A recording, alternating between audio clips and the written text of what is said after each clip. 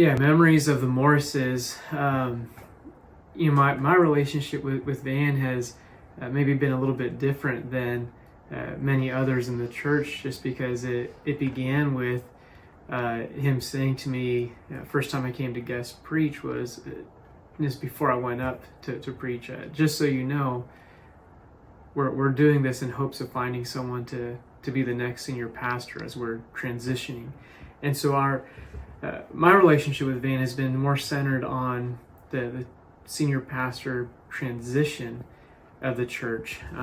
One thing that has stood out to me in all that is Van's humility. He's 30 years my senior and has done ministry at this church for about as long as I've been a Christian, and throughout that time there's just been so much deference of passing off responsibilities and ministry from him to me, and just his willingness to want to set things up as best as possible for the church, but also for me as the next senior pastor.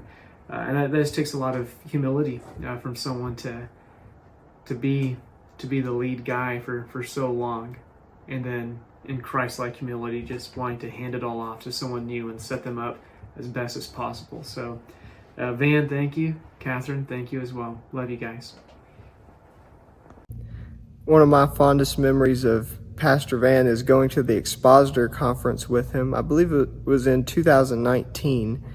We went to the Expositor Conference at Southern Baptist Theological Seminary together, and that week together is one of my fondest memories with him. I think that as I reflect on his ministry, what I'll always remember of it is his gentleness yet firmness when he needed to be firm, his pastoral tone, his wisdom to handle difficult situations in ministry. I had a professor who said Adrian Rogers was his mentor, and that anytime he got into a tough ministry situation or had something to handle that was a little bit difficult, he always thought, what would Adrian Rogers do in this situation? What would he say? I think for me, I'll always think back, Lord willing, that one day I get to serve a church as a pastor. I always think back, what would Pastor Van do in this situation? For Kathryn Morris, I'm realizing now how much that she has done for this church and served this church. Part of her retirement, this transition, I'm taking on some of the tasks that she's taken care of faithfully for years, and I'm realizing how much she has done. And I think much of her ministry has been where most people hasn't seen it, but she's really done a whole lot for this church. I always remember throughout all of my time being here, which I've been here my whole life, there's never a time that I can remember that I didn't feel like after talking with her that she really enjoyed talking with me. Her kindness, and again, just making you feel like she really wanted to talk. She really enjoyed that conversation with me. I think she makes everybody feel that way. When I think about Van and Kathryn Morris, I think about their character.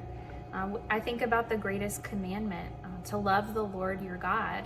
And you can just tell that they both love the Lord.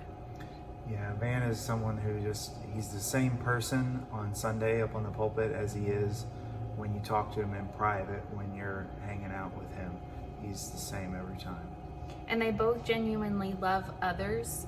You can tell that by when you're speaking with them. I know that Kathryn is so approachable. She always has a smile on her face, and Pastor Van as well. They have both been there for me ever since I was a small girl. So in a lot of ways, they are what I think of as a pastor and his wife, and it's been such a blessing to sit under their leadership for the past 30 years. Yeah, Van and Kathryn are people that you can come to with anything, any problem, and they will listen and they will comfort you. I think about when I was losing my mom. They were really there for me and for my family, and they genuinely were just, even if they didn't say anything, they were just present. And I think that that is something that most people can only hope for. So I'm just so thankful for both of them.